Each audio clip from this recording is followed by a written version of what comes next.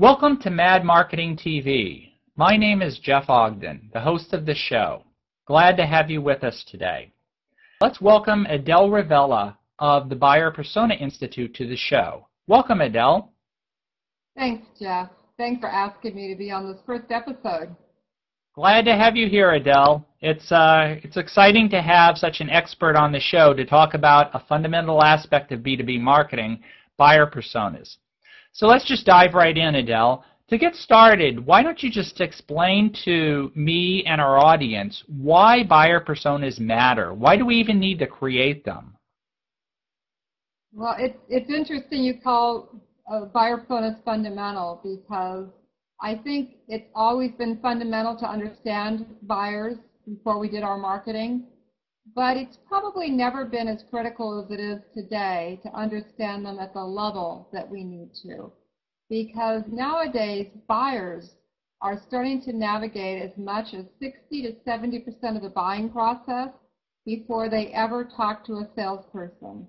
And so while marketers have always said, we want to really be strategic and add value, and the executives said that, really, when you look at what marketers did day to day, it's been about generating leads.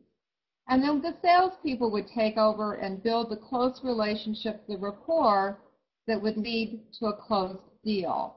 Well, that's all changing, and it's being driven by the buyers themselves, who are saying, we're going to make our decisions much earlier in the buying process. We're not even going to tell you who we are.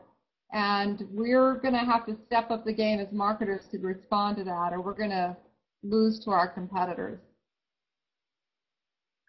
That's interesting, Adele, that you make an interesting point, and I've certainly observed this too, of how buyers are in control today. So it's placed larger demands on marketers out there to understand their buyers. So if people agree with your premise, and I'm sure most of our listeners and viewers do, Adele, that it's important to do buyer personas, the next question obviously is, how do we go about generating them? What kind of information do we need to learn about these buyers? Yeah, you're right, Jeff. It has been obvious that we need to do this. Where people are getting off track is in the details of what they need to know about their buyers. And so if you think of a buyer persona as just an example of a group of buyers that are influencing some aspect of the buying decision, and certainly those buyers have the problems that our product address. That's a given.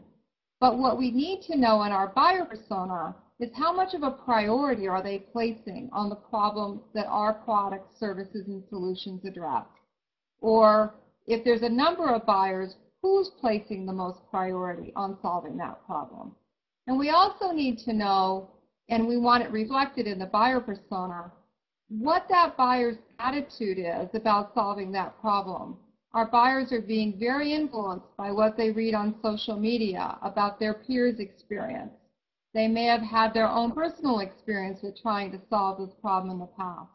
We want our buyer personas to capture that insight so that we can address the key barriers that the buyer has to moving forward with us or our company or our approach to solving the issue.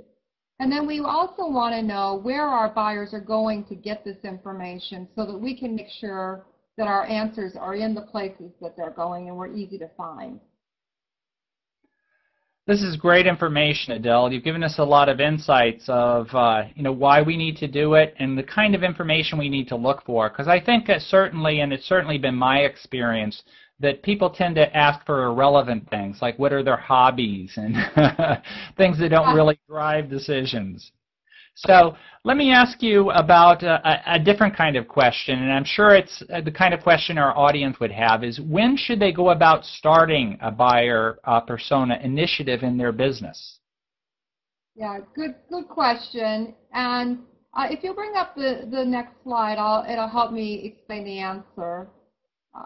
This is an example, sort of a single PowerPoint version of a buyer persona where we've captured the demographic information for the CIO, and on the left side of the screen we've captured his priority initiatives so we know how those fit with our product.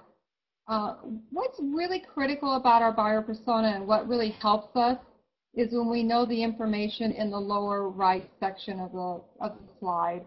When we know for the product we're marketing right now that these are the attitudes the buyer has, how he or she measures success, once we know this information, this has a huge impact on the decisions we make in marketing about how to reach this buyer. And so the next slide sort of shows more about that. If you bring that up, Jeff. So if we have a solution and have mapped for that solution, who is sort of becoming aware of the need? I call that the awareness step.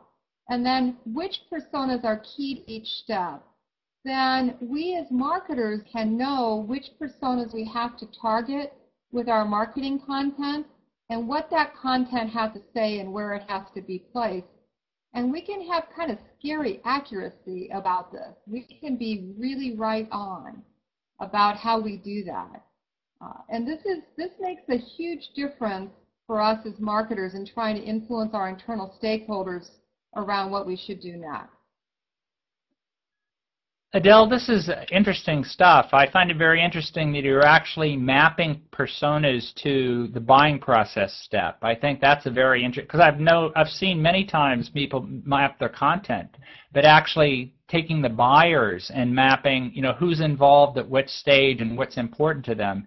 I find that very interesting. So this is great stuff, and you've got some great documents here that help them map their process.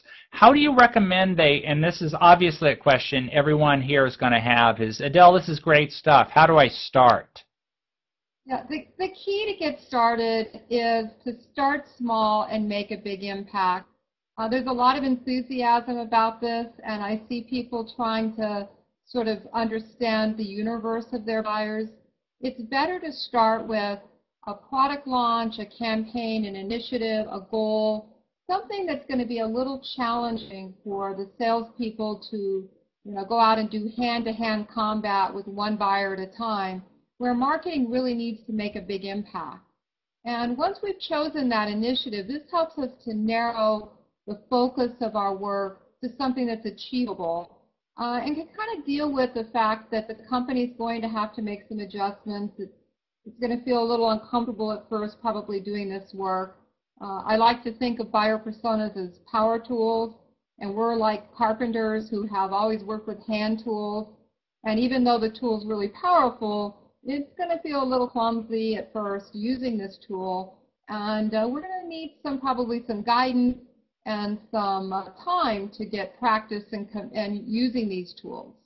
And so it's important to start small with something really key to the company. And I have some resources available. If you go to the next slide, I have some resources available on my website that are free without registration, so that the marketers can get started on this and understand the value of it and see whether it's a fit for them before there's any cost or obligation. So there's free templates available on my website to capture your persona insights, and an ebook, and then a blog with a good history of what's worked for other companies around buyer personas. I really appreciate you being on the show, and I also understand you've agreed to come back for another episode where we can dive into this in even more detail. Adele, what do you want to talk about on the next time we're together?